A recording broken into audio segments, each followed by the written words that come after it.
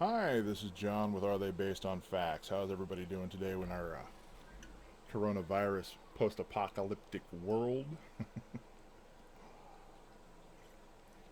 Everybody's locked up at home, has trouble, having to deal with being put away, and some of us have to deal with the kids. I'm just kidding. I love my grandchildren, and it's actually been a great way to bond. So there's always a positive in everything we do. And here at Based on Facts, I want to talk about why we are quarantined, why we are being told we can't open businesses, we can't go to places, we can't go to parks, we can't go to, why we're being restricted. And if you think it's right, I have my opinion, of course, but this isn't about my opinion, it's about your opinion. It's about what you think and whether or not you think the quarantine and the lockdown nationwide is justified, worldwide.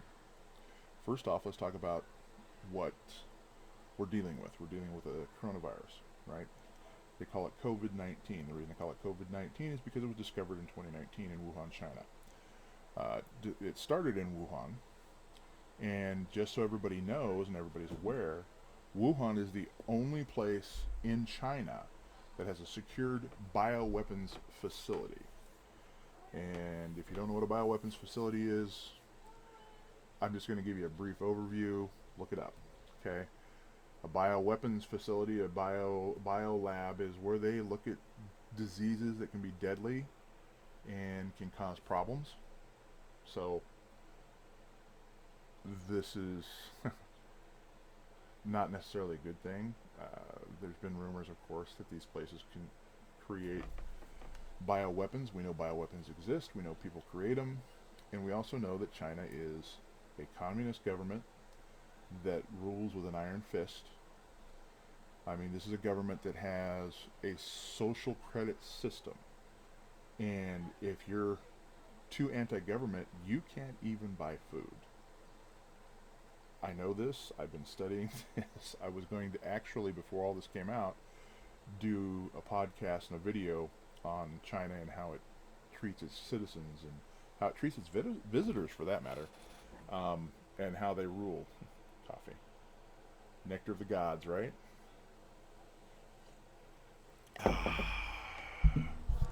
Nice big cup. So, we're talking about a country that keeps secrets, that takes secrets from people that it allows in. So, we're talking about a country that isn't honest about everything it does. Okay? So, we need to take that into consideration when we're considering some numbers here. Now, this coronavirus, I am not underplaying this virus at all. I want everybody to understand that. I'm not calling for people to do anything violent, because violence isn't the way to solve problems. What I want you to do is listen to the facts on the virus, and facts based on a very similar disease called influenza. Everybody knows that is the flu. We get it every year. It's common, and it kills people every year. Every year. It's unfortunate, but it's true. And just like the coronavirus, the older population is very susceptible to the flu. And the older population is what succumbs to it, just like with the coronavirus. And it's sad no matter how you look at it. It's unfortunate, but it does happen. And there are statistics for it in numbers, and numbers just don't lie. So as long as the numbers are accurate, you should base your thoughts on the facts. And however you make up your mind, you base it on the facts. Okay, but let's talk a little bit about the coronavirus. The coronavirus can last up to 3 days. 3 days on a surface. Plastics are specifically very, very bad, and you catch the disease by somebody breathing on you, and it's approximately a 6-foot distance. Okay, you touch a surface, touch your face, touch your eyes. you're going to potentially contract it if the virus is there. Universal precautions is the best way to prevent it and to stop it from coming. Sorry about that. My phone apparently is going off. And apparently I need to silence it. Kind of embarrassing for a guy that does this for a living, right?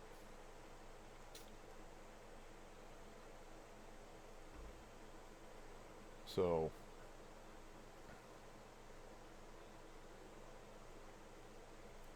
there, now it's quiet. So this coronavirus can be very deadly. It lives for 30 minutes in the air.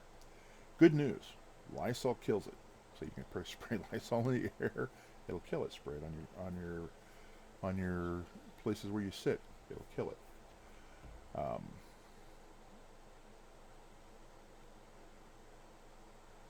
You use Clorox wipes, it'll kill it. So there's quite a bit of ways to kill it. You wash your hands with soap and water for 20 seconds. The lipids in the soap mix and break the virus apart and kill it.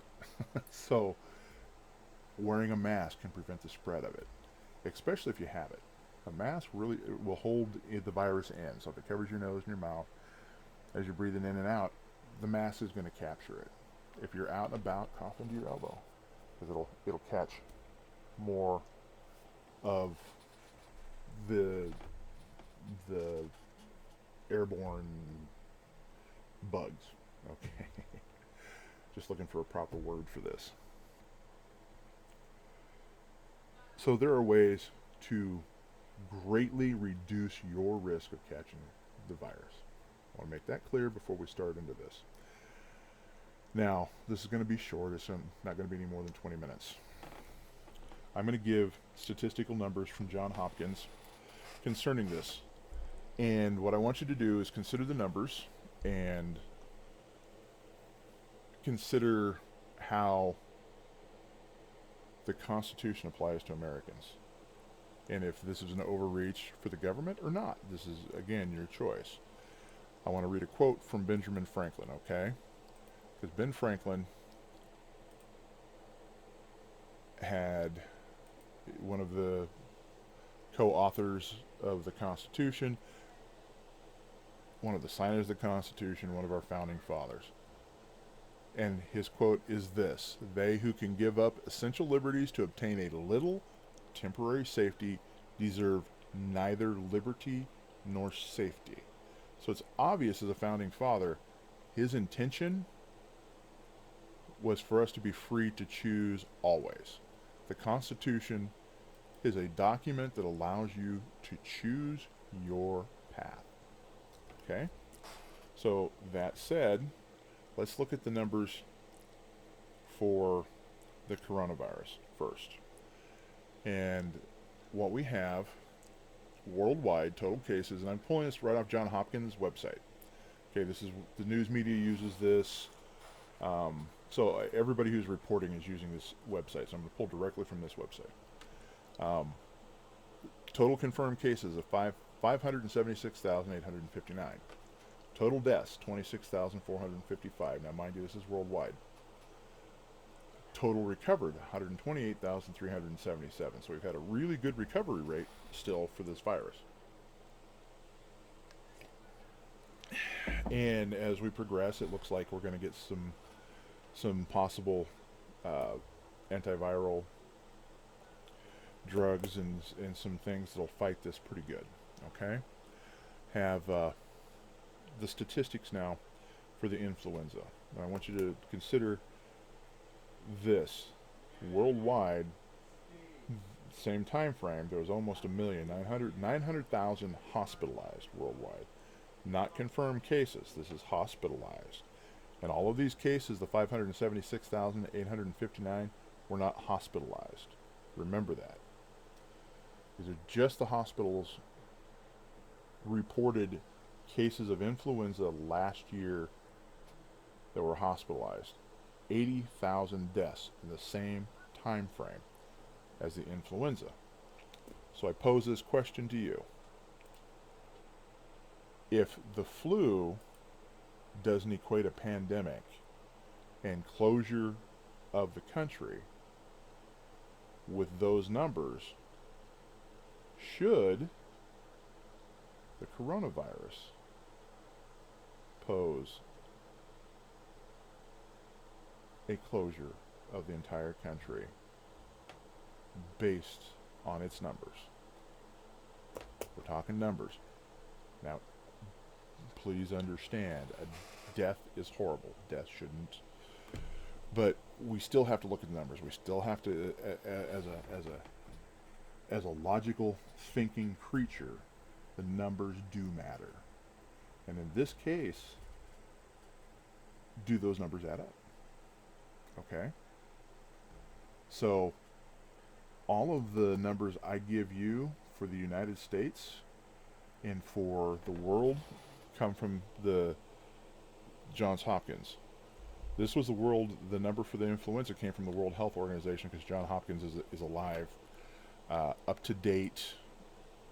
They add the numbers as it goes. Right now, the death rate in Italy is really high. Italy has 86,498 confirmed cases and 9,134 deaths. Part of that is because they're a communal society, so when the youngsters come home and have the disease, they're not necessarily, contagious. They're not well, contagious, that's the wrong term, sorry. They're not necessarily sick, but they're contagious. Yeah, that's right. Forgive me, haven't had enough coffee. Sorry. I'll drink some more. So, being contagious, the older population, which is susceptible to the virus more so than you or I, or the youngsters, catch the virus. Italy is not only communal, but they also have a socialist one-payer system for medical, and they have decided not to treat anybody 60 and over. There are several articles concerning this, and that started in early January. Several articles concerning, you can Google it and you can find article after article after article after article stating that they refuse service to these folks. So the mortality rate is much higher because the most vulnerable of society are not being treated for it. They're only treating people that they know have a chance to recover. And again, Spain has a high rate of deaths, but they're a very similar situation. China has the third highest death toll. Iran, again, has the fourth highest death toll. France, and this is in order, United Kingdoms, Netherlands, America, then Germany. And America only has 365 deaths so far, which is a good thing. Let's hope that we can keep this death rate down. Now, and I'm sorry, the 365 deaths, we have 1,438. The 365 deaths was from New York City. So 1,438 deaths total in our country are from that statistic.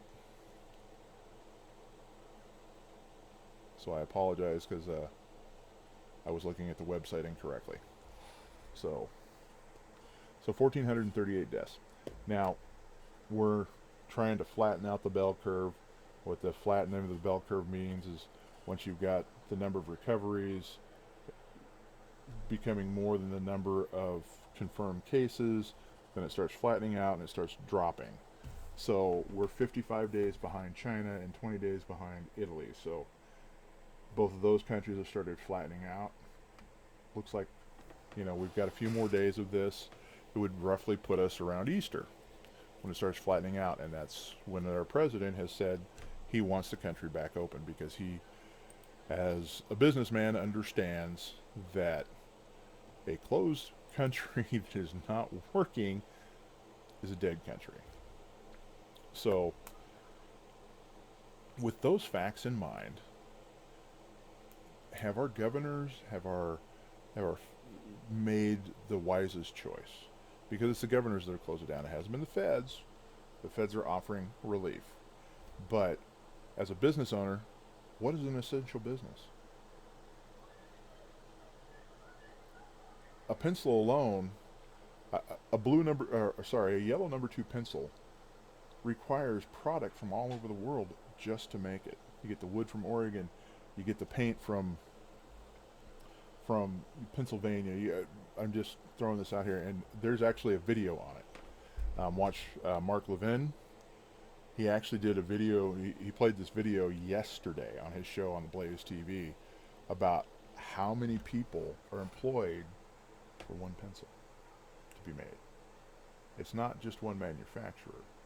Everything we have, this ink pen, for instance, the ink didn't come from the same place that the pen was manufactured. The plastic didn't come from the same place the plastic was manufactured. The rubber on the handle didn't come from that. The metal on the tip didn't come from that.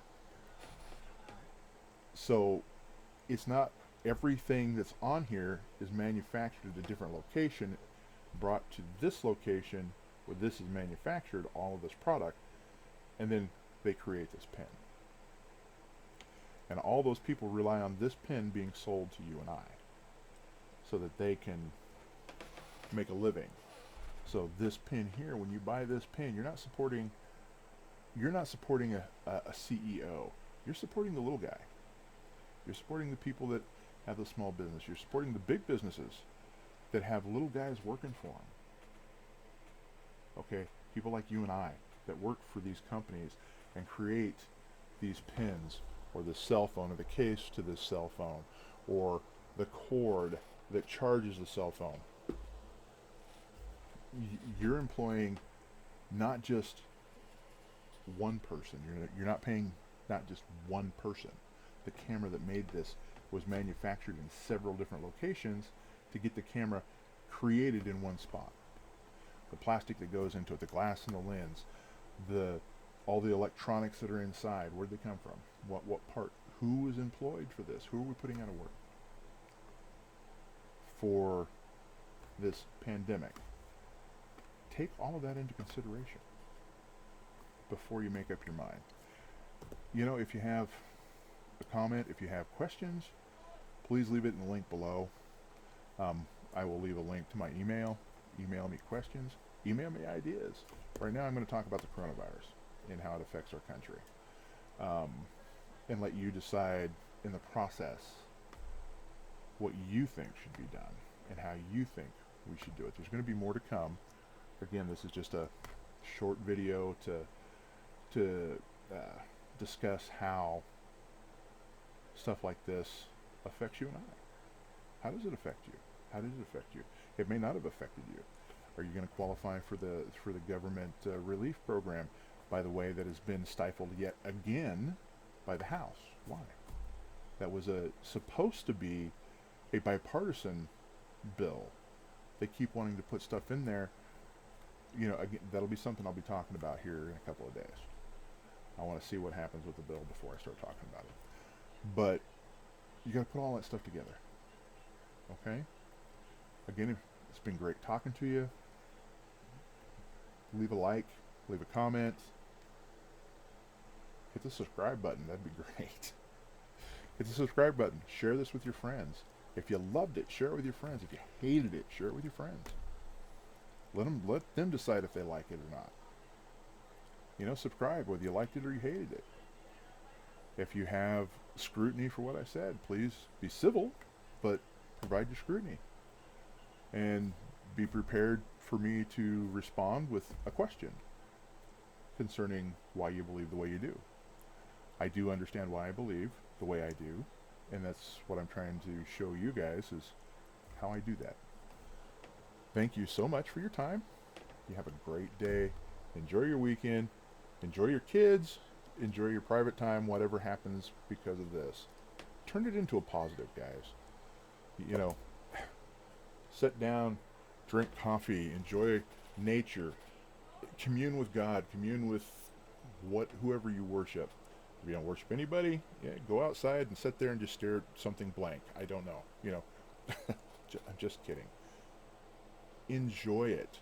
turn it into a positive. That's my point. Have a great day.